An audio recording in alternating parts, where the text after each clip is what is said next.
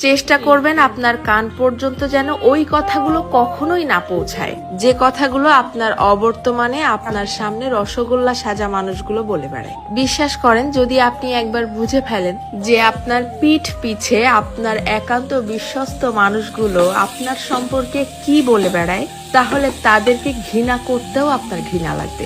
যদি আপনি বুঝে ফেলেন আপনার কান পর্যন্ত কোনো কায়দায় যদি কথাগুলো চলেও আসে, তখন আপনি এমনিতেই নিঃশব্দে মেনে নিতে বাধ্য হবেন যে আপনার আশেপাশে আসলে আপনার বিশ্বাসযোগ্য কেউ নেই। যখন কেউ আপনার প্রশংসা করবে, সেটা তারা কোনো রকম রিয়াকশন ছাড়াই চুপচাপ শুনবে।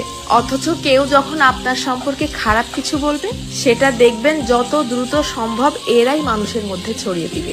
আপনি যতই ভালো হন, যতই তাদের হেল্প করেন, যতই তাদের সাথে ভালো মনে মিশতে চাওয়ার চেষ্টা করেন, কোনো লাভ নেই। কারণ এরা আপনাকে হিংসা করতেই বেশি পছন্দ করে। আপনার সামনে দেখাবে যে আপনাকে ভালোবাসে, অথচ আপনার পিঠ পিছে আপনাকে প্রচন্ড লেভেলের হিংসা করে। দীর্ঘদিন ধরে সবকিছু জেনেও চুপচাপ সহ্য করতে করতে যখন আপনি তাদের মতের অমিল হয় এইরকম সামান্য দু একটা কথা বলে বসবেন, তখনই বুঝতে পারবেন তাদের আসল রূপ। তাদেরকে এতদিন ধরে দেখানো আপনার সমস্ত সম্মান, ভালোবাসা, হেল্প, স্যাক্রিফাইস বিশাল আকারে ঢাকঢোল পিটিয়ে আপনার মুখের উপরে ছুঁড়ে মারবে, যেন এগুলো তাদের কাছে কিছুই ছিল না।